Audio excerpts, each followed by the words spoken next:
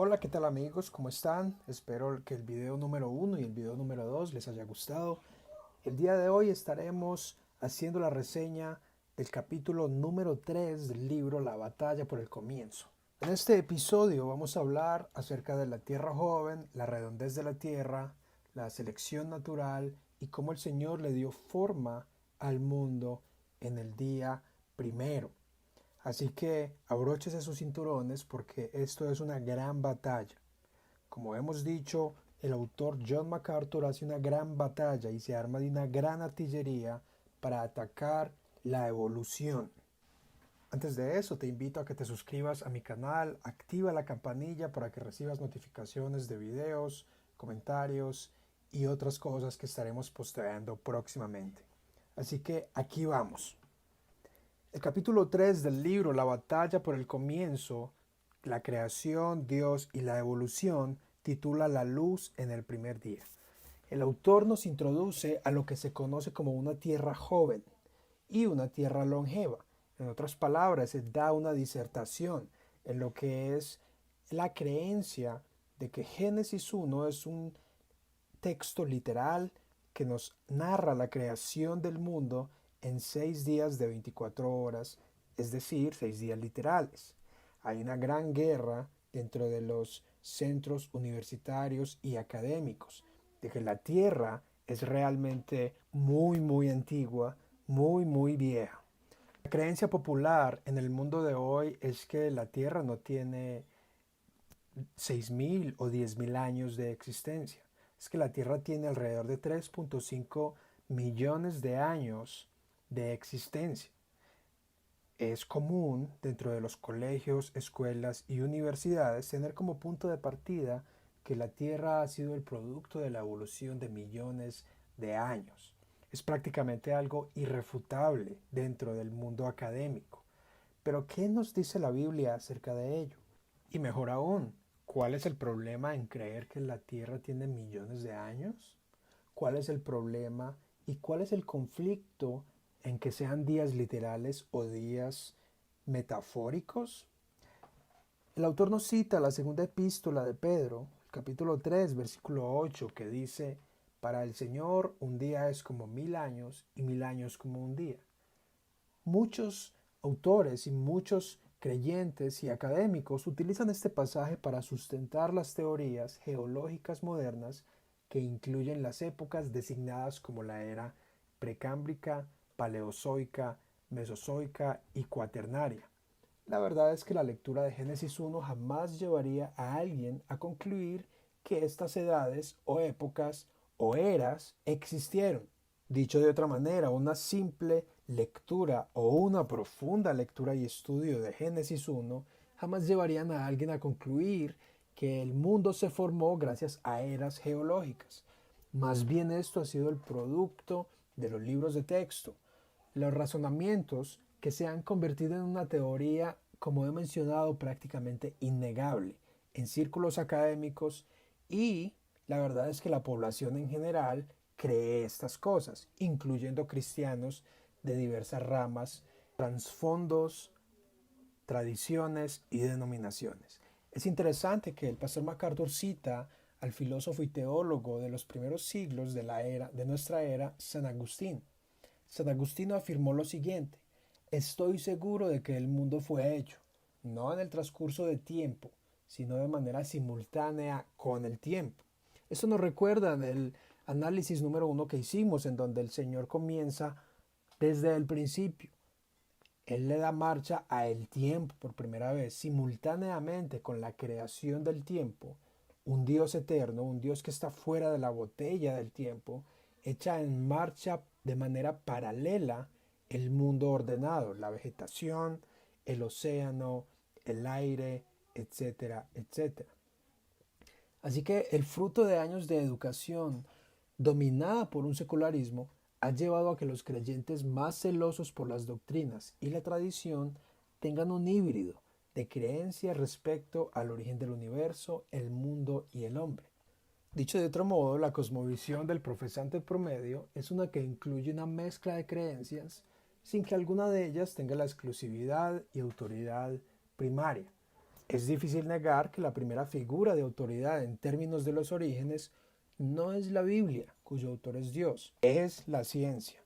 El capítulo 1 de Génesis se ha convertido en un capítulo increíble para los lectores, el cual es poco predicado, menos enseñado y si es analizado se toma como una fábula fantástica con semejanzas a las mitologías del mundo.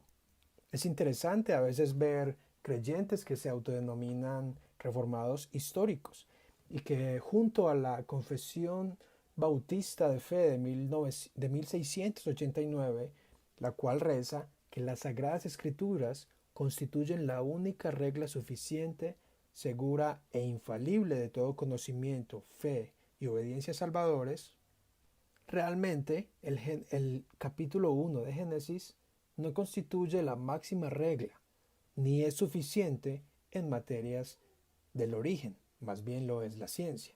De esta manera, la batalla por el comienzo, de la cual MacArthur nos presenta, es una batalla contra una dicotomía, o mejor, una mezcla entre lo que es la materia de fe y la razón. El capítulo 3 entonces instruye al lector sobre la popular teoría del salto también. Esto es súper interesante, porque esta teoría del salto, la cual fue promovida o introducida al mundo cristiano o al lector bíblico, fue por la Biblia de Scofield. La Biblia de Scofield tiene sus comentarios, los cuales han llevado a la superstición de que dentro del versículo 1 y el versículo 2 del capítulo 1 de Génesis sucedieron millones o quizás miles de años. De hecho, algunos predicadores han afirmado que en este periodo de tiempo hubo una raza de seres humanos, o mejor dicho, hubo otra población en el mundo, otras naciones que Dios destruyó y por lo tanto la tierra ya estaba caótica. Por supuesto que esta teoría del salto contradice una lectura literal del libro de Génesis. Esta teoría cuestiona que el Sol ha sido creado en el día cuarto como lo afirma Génesis 1. De allí han surgido muchas teorías hipotéticas, pero el autor enfatiza con fuerza que la luz fue creada en el día primero y que en aquel tiempo, gracias a que no había pecado y no había lo que científicamente se llama como entropía o segunda ley de la termodinámica, que en palabras sencillas es que las cosas tienden a descomponerse, a decaerse o que se corrompen, es cuando el momento cósmico de la entrada del pecado en el capítulo 3, que todo comienza a decaer. El cuerpo, las plantas, el suelo y la vida misma. Se ha dicho de paso que esta es la razón por la que es prácticamente imposible construir un artefacto o máquina que sea autosustentable y que funcione por sí misma para siempre. Por tanto, junto a otro grupo de científicos como Andy McIntosh, véase su libro Génesis para hoy, afirman que la luz era mucho más rápida que en nuestra actualidad. En nuestros días se ha afirmado que la luz viaja alrededor de 300.000 kilómetros por segundo. Esto, desde la perspectiva que el libro nos presenta, se convierte en un argumento fuerte para dar razones de por qué la creación comenzó 6 días literales de 24 horas y no millones de años. Pues si la luz podía viajar muchísimo más veloz que hoy en día, y de esta manera no es difícil afirmar que el planeta fue formado en 6 días, pues si la luz podía viajar más rápido, es natural que toda la vegetación se formara tan solo en unas horas. Al mismo tiempo, el pastor MacArthur ataca la teoría de la generación espontánea. En resumen, el universo aparenta haber sido generado de manera espontánea por sí solo. No obstante, según la Biblia, Dios ordenó que se generara por fiat divino. Así que el origen del mal es un punto importante. No se puede leer el Génesis con el pensamiento de que el mal ya existía. El mal comenzó a existir a partir del capítulo 3.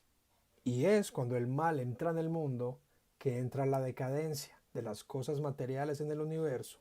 Y antes de ello el mundo era bueno en gran manera.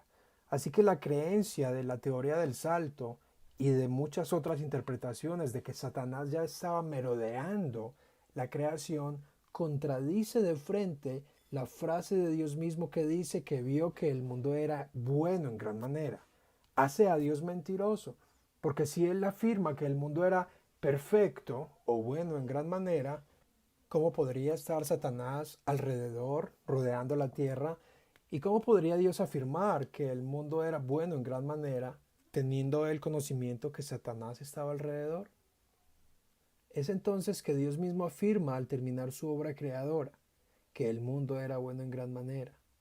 Vemos que entonces una lectura literal, y nos enseña el pastor MacArthur, no nos lleva a concluir que el mal ya existía, ni que fue generado el universo espontáneamente de la nada, ni que Satanás ya estaba caminando por la tierra, y que mucho menos habían ya naciones que habían habitado el planeta antes. Así que nuestro siglo se ha plagado de teorías, hipótesis y supersticiones, las cuales por el pecado nos inclinan a creerlas, pero que tienen poco fundamento bíblico. El autor invita y anima a los lectores de la Biblia a que lo lean tal y como es, un pasaje literal, un pasaje narrativo. Hablando de nuevo acerca del origen de la luz, que no es la misma luz del sol, la luz con la que el primer día dice sea la luz, el autor MacArthur concluye, tal vez, como parece más probable, fue algún tipo de resplandor incorpóreo decretado por Dios para alumbrar su creación hasta que las lumbreras permanentes fueran puestas en su lugar. No debería ser difícil para nosotros creer que aquel cuya gloria se describe como luz pura y perfecta, pudiera ordenar que la luz apareciera antes de que hubiera estrellas o un sol que incorporara esa luz, reflejo de su gloria. Vale la pena mencionar que el autor acerta al decir de que en los primeros versículos de Génesis 1 el Señor dice, creó Dios. Y eventualmente cuando la narrativa incluye el sol, la luna y las estrellas, el pasaje de la Biblia no utiliza el verbo creó, sino el verbo hizo. Este verbo significa estableció, es decir, puso algo en su lugar con una materia prima que ya existía. Mientras que al principio, cuando dice Dios creó, está hablando de traer a la existencia algo sin materia prima, es decir, de la nada, es decir, completamente hacer visible aquello que no es visible. Es una gran diferencia, puesto que crear y hacer son distintos. Crear, la expresión crear es traer de la nada, mientras que la expresión hacer es establecer, poner en su lugar aquello que ya fue traído a la existencia. Por supuesto que algunos autores, como por ejemplo el biólogo Richard Dawkins, el quien se ha denominado uno de los 4 jinetes del ateísmo, afirma que Dios es como si fuera un mago, que creer en que Dios creó o hizo de la nada las cosas es como si fuera un gran mago. Lo interesante es que la teoría de la evolución y la generación espontánea es mucho peor, porque ni siquiera hay un agente creador, hay un director que traiga a la existencia las cosas. Es más difícil creer que las cosas vienen de la nada, por nada, a creer que fue un agente, un ser superior que dirigió la creación. Y de hecho el autor introduce brevemente una discusión acerca del Big Bang. El Big Bang es una teoría la cual también fue muy promovida por el ya fallecido Stephen Hawking. Stephen Hawking en algunos de sus libros como La historia del tiempo o El gran diseño, por supuesto habla del Big Bang. El Big Bang es aquella teoría que habla de que en una milésima, infinitésima milésima de segundo hubo una gran explosión que comenzó desde lo más pequeño y miniatura hasta traer el universo expandido y gigantesco como lo conocemos. Desde un punto de vista no es incompatible con el texto de la Biblia, pues nos dice que fue la luz, y la luz podríamos verla como una gran explosión, algo que empezó a viajar a una velocidad inimaginable por el universo. Y Los científicos han tratado de, por medio de sus experimentos y estudios, volver en el tiempo, por así decirlo, y descubrir el momento exacto en que empezó a funcionar el universo. Así que las teorías como las del Big Bang son muy interesantes de explorar. Y vale la pena mencionar que el Big Bang no es la única teoría que existe para explicar el origen del universo. Existen muchísimas teorías, pero como hemos mencionado, en el mundo de las ideas y de las cosmovisiones hay una gran batalla, y esta batalla busca que haya una pelea por el primer lugar. Y por supuesto hay algunas teorías e hipótesis que dominan mucho más que otros. Merece citar otro comentario al versículo 2 de Génesis, el Salmo 104. El versículo 2 dice, el que se cubre de luz como de vestidura. Al mismo tiempo, aquella luz que alumbró por primera vez aquello que estaba caótico, desordenado y vacío, es el despliegue de la gloria de Dios al universo, el cual empieza a obedecer y a venir a la existencia. Mejor dicho, cuando Él dice sea la luz, eso es sinónimo de revelarse a sí mismo. Es la primera vez en que Dios se da a conocer, habitando desde la eternidad, por voluntad propia y libre, decide dar a conocerse en la creación, decide dar a conocer su trascendencia y su inmanencia en este mundo, es decir, darnos a saber que Él está más allá de este mundo material, pero que a la vez está en Él dominándolo, y así echar en marcha su plan de redención, el cual planeó desde antes de la fundación del mundo. La verdad, no pensé que hacer una reseña de este libro me tomaría tanto porque hay muchísimo que mencionar y les aseguro que el material que les he compartido no es ni la mitad y vale la pena indagar sobre este material, sobre este tema y explorarlo. Tal vez tú creas que el universo tiene millones de años. A lo mejor estés convencido de que la teoría de la evolución o la generación espontánea no es incompatible o no se contradice junto con la Biblia, pero yo te invitaría a echarle un vistazo a este punto de vista y cuestionarías cosas tremendas que tienen implicaciones para la vida cristiana, la vida en sociedad, nuestra vida como individuos y como familia. El pastor MacArthur afirma, y en caso de que a alguien se le ocurra que esta frase, es decir, y fue la tarde y la mañana un día, represente un proceso evolutivo prolongado, establece de forma inequívoca que en realidad se trató de un día. Concluye. Así que no hay duda de que MacArthur hace un gran esfuerzo por defender lo literal del pasaje. Para él, las consecuencias de creer lo contrario generan una confusión, contradicción y menoscaban las escrituras como la máxima autoridad en la vida del creyente.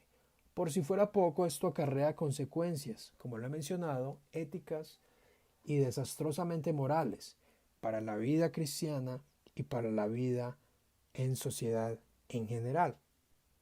Bien, parece ser que se nos agota el tiempo y en el próximo video estaremos hablando, como les prometí, acerca de la redondez de la Tierra y la selección natural. Bendiciones, espero que sean edificados, que sean inspirados a indagar más sobre el tema y que sean constructivamente fortalecidos en fe.